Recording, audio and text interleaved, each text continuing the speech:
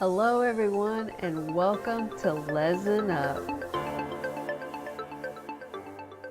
We're gonna be discussing some lesbian topics in this show. First up on the menu is the L Word sequel. Loving, breathing, fighting, fucking crime. Now, I love watching TV and I love the L Word, but before we dive in, I want to invite you to be on this show. I want to know what you think about the topics I'm going to discuss on this show. I want this show to be interactive. I want it to be for lesbians, with lesbians as guests on the show, about lesbian stuff. It's called Lez'N Up. If you have 10 minutes to spare and you want to talk about something, you can be a guest on the show. We can talk about the topics I'm gonna cover, or we can cover something you're interested in or want to talk about. You know, you getting married or a new relationship you want to announce, whatever. If that's something you want to be involved in, you don't have to show your face, you don't have to give your real name, or you can if you want. You could just leave a comment below and talk about an idea for the show, or we can talk about how Jennifer Beals is coming back as Bet, and she's going to give me so many new ideas on what being 50 years old and being a lesbian is all about. Now, I've got some amazing guests on the show for today. Let's jump into it, ladies. Let's talk about the L Word. It was a hit back then.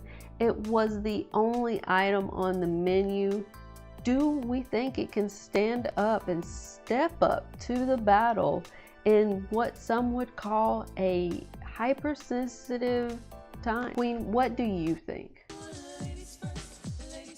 I agree. It is about which ladies are coming back to the cast and what new storylines are going to be introduced with new characters. There's talk that Alice, Shane, and as I mentioned, Bet will be coming back. What do we all think about that, Lena?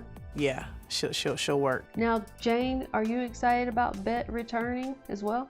With just her gaze, intimidating, and her demeanor, imposing. Do you think that we'll be able to find more diverse actors that can represent the community? By the grace of God and some really imaginative casting directors. I like those fighting, fucking, winning, losing stories as much as anyone. But can't we all agree that it's important that they tell some stories about the lesbian community we haven't seen before?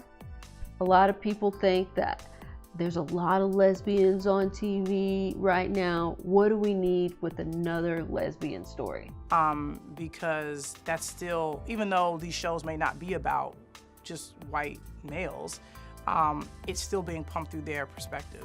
So I do think that needs to shift. I think we need to have more people of color, more women, more people of different sexual orientations. This show started the fire that got a lot of great lesbian storylines in some major shows.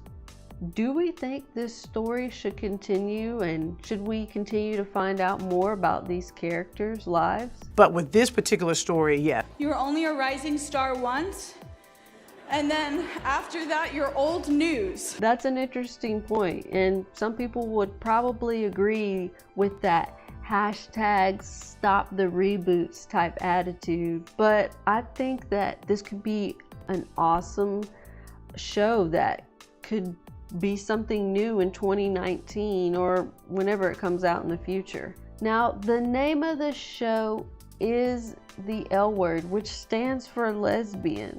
The show dealt with a lot of characters who didn't identify as lesbian. The sequel is planning on having a similar mix of all flavors of the rainbow. What do we think about the inclusion in this show? Necessity is the mother of invention. I like that quote because it touches on the fact that the first L Word probably got started because of the need to give voices to these lives and tell these stories about these rich Hollywood lesbians. That to me is really exciting because I really believe that anyone who wants to insert themselves in the culture has that right. They just do. It's like life and the pursuit of happiness. You also have the right to tell your story. And I think the more platforms we have, the easier it'll be for those folks to do that. Well, we're gonna end it right there for now.